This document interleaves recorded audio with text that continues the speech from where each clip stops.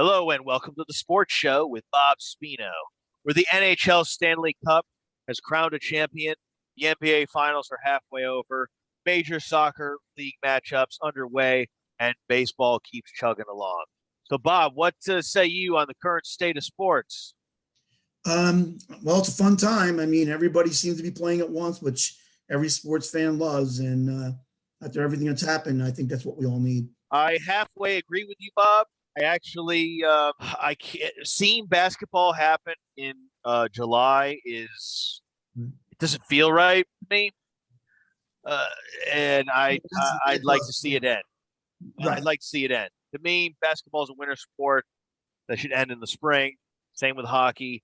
And watching these playoffs in July just turn off. You know what, though? This is baseball and soccer time. Oh, that's true. But you know what? I mean, for anybody that doesn't like baseball, they would consider the summer really boring in the past because everything was already done. But back then, a lot of people did love it. So they got through it. But whenever there's a lot, I mean, of sports at once, this is kind of like September, where the football's starting, college and pro, and baseball's winding down to the big games. And so there's always a lot to watch. And fans love sports. So whatever time of year it is, they don't care no more. I mean, I agree with you. I do think hockey and basketball should be winter sports, but they don't. I mean, they're making money and they just want to keep going. So that's what they're doing. Well, I'm of the opinion that sometimes less is more, and I kind of treat the summer as a break from sports personally. Right. Not saying that's what everyone should do No, at all. No, definitely. Right. People like baseball, watch baseball every day. They're loving the playoffs in July. That's Right. gravy. Right. Just for me, take that break off in the summer for me because I don't really watch baseball. It brings home it starts off the football season with ultimate glory because I've had that break. And I like that nice gap at the end of the winter sports, the football, to just be outside, engage in life, and then come back to the realm of sports in the fall. Well, you know what, Rob, I kind of like both. I mean, growing up in a big family, I got to do all that, but I never stopped watching sports at the same time. So, and I hate it. Sometimes the NBA would end like a couple of weeks before the baseball would start. And that was like the worst couple of weeks because there was like nothing to, all you had to look forward to was school, when as a little kid. So it's kind of fun. I get, and also you got to remember there's no break anymore because there's no break with the players or the teams. It's everything lasts the whole season now, the whole year, everything, nothing stops. There's no break. So that's just how it is now. And I think they've already got another minor league football league in place. We don't need They had a couple. They had the XFL. I think when the pandemic hit, that killed that. And then they had the Alliance, which I think might have been the year before. That had a funding issue. But I think USFL is coming back, like Rick Neuheisel said. Right. I mean, we probably don't need another couple of leagues. We don't need as many teams in these leagues now, in the pro leagues. We have too many.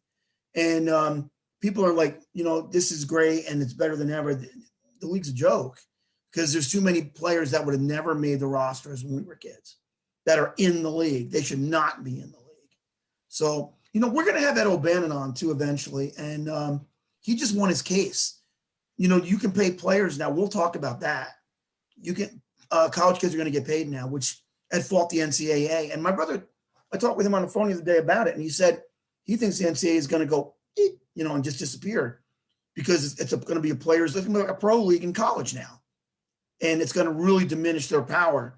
I don't know if it's totally going to disappear, but they're not going to have the clout because whenever you're on top or you're running something, if that power is taken away from you, there's anarchy everywhere. A couple of years ago, we went over this, Rob, when we were still on the phones doing this show.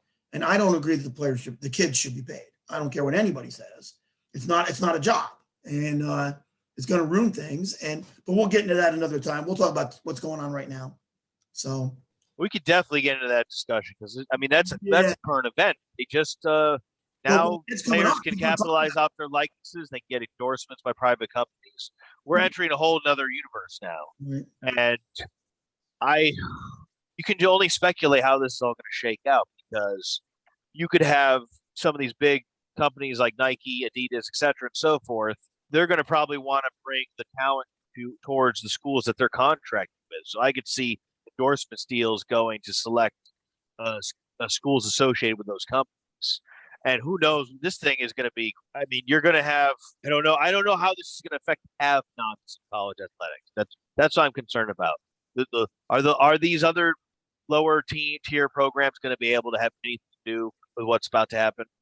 Or are we just going to see the same just rule everything? Yeah, it may hurt smaller colleges because they don't got that money. Get these kids to go there. Yeah, think of the colleges. They don't have the Yeah. the surrounding business infrastructure to support that. And some of these colleges are just small rural places. Only the teams. Great. Franco's Pizza is gonna keep up with Amazon or something. I mean, I don't see it. Right. So it's gonna affect the parity of the game in a way that I really can't project. Maybe it's gonna strengthen the haves, and the have-nots are gonna be even more left crumbs off the table. Or maybe it's going to balance things out a bit. Maybe there'll be some innovative ways to get players to spread around talent to the other programs using this endorsement deal. But yeah, it's going to come one thing's for sure, Bob. It's never going to be the same again. No, it's never going to be the same. It's all going to be about money. I mean, and you know what? They're the bigger schools have more money, so they're gonna get it's like the NBA. Just who's ever the elite teams are going to get the stars. Or if you're the Yankees in baseball, you're going to get the stars. Not so much anymore because Georgia's. But I mean, for years it was that way. And O'Bannon's going to talk about it. Well, we're definitely going to ask him about it when he comes on. So he's like public enemy number one. NCAA hates his guts, for it's almost like he's Rick Barry. I mean, they froze Rick out because he started free agency in basketball. And Rick was a great guy and very smart and very nice. I loved him. I met him. But they froze him. The NBA froze him, which wasn't right. He pulled a Kurt Flood in baseball. He was the first free agent. They hated him. They ran him out. So, I mean, but we'll see how it goes. Oh, by the way, I did mention this to my brother. I've been waiting to drop it on him. Our kids are coming back like I knew they would for UCLA in basketball. They're all coming back. All of them? I thought, who was the guy? I thought the star went to Kentucky. Yeah. Forgive me. Yeah. Yeah, it's hard to pronounce his name. Yeah, they all were going. But him and Riley, they had a bad camp. They bombed into camp. And they weren't – those guys – Riley wasn't in the first round. He was in the second. If you're in the second, the kids will go back, Rob, because there's no guaranteed money. It's only guaranteed in the first. So they had a terrible work day, when they were working out for the NBA teams. And their stock dropped to almost not being drafted at all. So they decided to go back. And I knew that was going to happen because even though the kid is good, he's still young. He needs to work on his game. And what better place than here? And we've got tons of recruits coming in. You're right. Cronin did a great job. Even my brother is scared. He goes, Cronin's a good coach. Oh, you know what? Coach. We were knee deep in talent. And we just got the recruit that was allowed, this a fifth-year senior from Rutgers. He was a star. He's the center. We're low. Big guy. He was good. Yeah, that's right. And they're all. My brother said the only problem they're going to have is if you can get them all enough minutes to play. He goes, they're good. He goes, if they get along and Cronin can work it, we should be able to make that run again. I mean, I see because there's UCLA, no and there's no Baylor, and North Carolina is going to be gone. And Coach Cal, well, we know about him, and I won't say it here. Oh, I think Tobacco Road is. I don't think people realize how much of an impact losing Roy Williams and Mike Krzyzewski is going to have. That's right. They're coming down a peg. By the way, I did a little studying. Mike's actually losing two of his best players to the NBA. Oh, he's going to have a good class, but he's not going to be good enough. And my brother said, he goes, they'll have a deep run, but they won't win it all. And that's what he goes, unless the refs let, K win because they give him, now they'll really give him everything because he's on his way out. They'll try their best to help him. I'm sure of that. You know what I mean? But they're not deep enough. Nobody can stop us this time. Nobody. We'll see, Bob. I mean, you guys you had a great run in the tournament. Yeah, you love that run, actually. It was a great run. Yeah. You had a decent year, but I mean, your season wasn't that stellar. So no, but you got to remember. I understand the excitement, but let's see them make another run. Wait a minute. You got to remember, we were the hottest team in the nation the year before when the flu hit. You guys were pretty good. Yeah, that's right. Good. And now we're another year older, and everybody's back. We're going to be hard to beat, Rob. I'm very happy. They're going to be hard to beat. Are you going to win it all? I'm definitely not making that call here. No, I know you won't, and it's stupid to make it because you're right. A lot of things, injuries can happen. We are losing our best scorer, who we didn't play with most of last year because he blew his knee out early in the year. Chris Smith is not coming back, but everybody else is. We didn't need him. He wasn't with us the whole tournament. We're pretty deep. I just read the other day, one of our guys playing in a tournament, a world tournament, had 30 points, was MVP. He's going to UC. I'm like, yeah, you keep scoring those points, brother. So I'm loving that. No, they can. I mean, they might. UCLA might be one of those programs that really capitalizes off this new endorsement likeness deal with players. They kind of have an advantage there. And the Nike thing, and I talked to my brother about that again. He goes, "Oh yeah, Bob, the sneaker companies run the AAU, and they get the kids, and we have Nike, and they're the number one. I mean, Duke had Nike, all the big schools had Nike, and now we do. Kentucky did, and so we're gonna get those kids. We're gonna get better talent than we have in a long time. So, but I know I think you guys will be a staple contender for a while now. Mm-hmm. Well, I do. So I think so too. I think we're back. I think they will be. You could consider them now contenders on a regular basis. Right. And the Pac-12. I mean, Arizona is depleted. They lost their coach. Arizona State lost guys in the portal, and one really good player graduated. Oregon lost Pritchard. He's with the Celtics. I loved him. He was tough. So, and SC lost Mobley and a couple others. So we're going to be hard to beat. So, yeah, I think I think 20 plus games is pretty much guaranteed. Oh, top 3 or 4 of the conference. My brother doesn't think we're going to lose 10. He thinks more like 5, somewhere in the 5 area. And I can see it. Rob. I can. I think that's your peak. I think 5 in the regular season would be your peak. 27. I could see it. 27-5. Yeah, I think you're more of an 8-loss team. No. We'll see. No. See. We got North Carolina this year in the national team. I mean, I don't know, Bob. I think you guys were you got that first 4 game. You guys wouldn't be a story. Yeah, we were. I know. I mean, I think a lot of emphasis being put on those 6 games. So I'm going to go with. I think you're going to be solidly in the dance, and you're going to lose to win. I think you're solidly in the tournament next year. Right. I think you're a top 4 seed next year. Right. Maybe top 5 seed. Right. I think you'll have 8 losses, and you'll be a 4 seed. That's a lot. No, that's a lot. I don't see it. Okay, not this year. Well, how many losses do you have this year? Like 13, right? You lost like 13 games? Yeah, but we weren't as good. I mean, going in, we really weren't. No, you weren't. That's what I'm saying. But now you've had this run, and now all of a sudden you're going to only lose 5 games. We're another year older. We have everybody back. Everyone else is too. We had a great class coming in. So I don't – and we got the center we didn't have. It took us a while to get over that incident in China. Kind of hurt us for a while. And actually, we still have one of the players. He's coming back, Cody Riley. He was involved in that. But it looks like a UCLA player had a big bucket against France in the under 19. Right. Yes. Did he have 30 points? I think UCLA's Peyton Watson, gold medal winner, trailing 64-59 to 3/4. The USA under 19 squad secured an 83-81 win over France. Sunday's gold medal game. Pretty impressive. Right. So you got that guy. Yes, we do. We have a bunch of small forwards and guards, some of the best in the country coming. So, and we got the center. We didn't have that last year, Rob. That's another thing. We weren't big in the middle, and Cronin didn't play our guy because he got disciplinary problems. He refused to play him.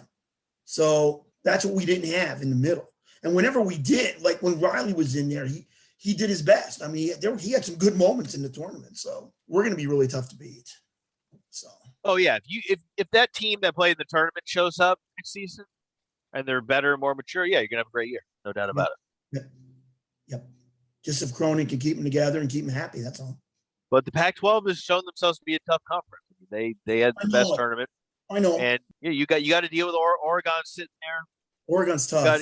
Oregon tough. State is tough. Look at how good Oregon State had. I mean, they were tough as nails. I know. I don't know if I like with them. You can look at them and go, Okay, they had a nice run, but they're not Yeah, going to be. Oregon State had like an over the top run too, but they were only what were they a 12 seed? They were only one seed behind you. Yeah, I know, but when you look at them, and look, going in, I wasn't sure how good we were going to do. But when you look at them, I don't know. Something happened when they made that when they pulled out that win. Something happened and they looked like a different team the rest of the they way. played together. They took it personal that they were number 12, first of all. It ticked them off. You know what I'm saying? And that's a good way. Anything to motivate you to go and get wins. And that did. They didn't like what the NCAA did to them. So, and I loved it because it made our conference look really good. But I don't know if they can sustain that. Also, Rob, they don't get the players we get. They don't. The incomings, they don't. So I don't know if they're No, going to. Oregon State can't compete with UCLA. No, Just a given. they don't even get the players. They don't get better players than Oregon. No, They don't. exactly. So I mean, the fact Yeah, that they did what they did was impressive. right. But that's more of an outlier for them as opposed to you guys are supposed to be a state. Right. So we'll see if that takes hold again. And it looks like it is. I mean, I like Cronin. I'm high on Cronin. I think he's a Yeah, good I know coach. it. You've always been. You told me that. And now that he's made this run, finally, he had all those Cincinnati teams. They would lose like 2 games a year. Right. They won the American pretty much every time he was there, almost. And then they just couldn't get out of that first weekend. I mean, they had no business. They had some teams that had no business going bowing out so early in the tournament. Well, your team's going to be pretty good. I expect us to be solidly in the dance. I think we're working the transfer portal, and we got a new stud coming in for a 5-star, 4-star. I can't remember. It's What really does he good. play? Benny Williams.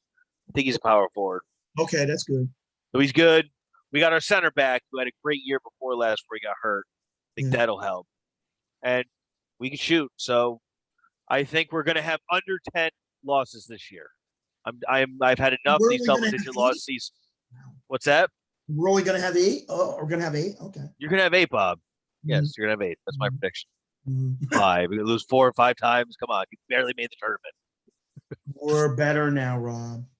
You are better, but also, I got to look up your record now. I need to know how many regular season losses you had. But you know what, too? You're kind of saying you're like 10 losses better than last year almost. I don't know about that. Yes, I don't know about that. Oh, yeah. No, we will. You got to remember, too, Rob, the deep run helped us a lot. Deep runs don't always help you as much. They're not as a mover, the deep runs, as they might make seem to be. They're not. It's not a guarantee. A couple of years, and actually longer than that. UCLA has been losing to teams that really they should have been annihilating, especially at home. That I don't think that's going to happen this year. I think they're when they play those bad teams, they're going to maul them. But they're going to maul a lot of teams. Rob, there's not a lot of teams that actually did better. No, you had a better record. I thought you only lost 10 games. Yeah, we're going to lose. I think we're going to lose less than 5. He doesn't. Tony doesn't. But he doesn't think any more than 5 either. He thinks it's around 5. I told him this is our best team we've had since Lonzo, which we should have won it all. By the way, we're the best team in the country. We were. That team was good. Yeah, got shafted in the tournament seeding. The seedings for that was a blatant. That was the most probably blatant shafting of a seed I've ever seen. Yeah, I know it. And I've seen some. I've seen teams get really screwed over in the seeding, and that was bad. That was real bad. We had no business being here. And they said it's because they're into like rematches. Earlier that year, we went to Kentucky and beat them. And that's what they wanted, the tournament committee, they love those rematches from previous tournaments or a big game early in the year. They love the rematches. It's ridiculous. I don't like it. Like, no, we just played them. Right. There's all these other teams outside of the conference. Put another team outside the conference against them. And we beat them in their place too. It wasn't a UCLA home game. It wasn't. It was in Kentucky. No, that Lonzo team was stacked. No doubt about it. So, I mean, the father didn't help. Getting. You did.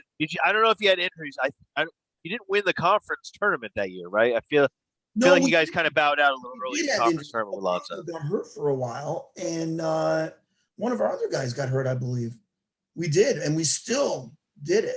But yeah, I mean, we got hosed. We were what did we only lose? 3 or 4 games the whole year? You guys were up there the whole year. We were like at the 17 very, goals you off. stumbled a little bit. You lost a game or two at the end. Would you have Right. like 4 losses? You didn't have a Yeah, lot of losses. we lost at home to Arizona. Remember when that kid came off the? Remember when that kid came off Yeah. the guard and ended up with the Knicks? He came off the suspension. I think he took steroids or something, and he came out that night and he blew us out. He made every shot, and but then we returned the favor. We went there and beat him, which is really hard to do. You know, we beat him later in the year, but you know, it just happens that way. I mean, Yeah, it just happens. It's college yeah. basketball. But again, here we are in July. We just had the NHL finish up. Again, you called that one. You did expect Montreal to get a win, not be swept. Right. They gave one for the fans, but as expected, Tampa wrapped it up. And that's what I said on the show too. I watched the old show. I rewatched it, and I said, in the end, Tampa will probably win it because they're the best.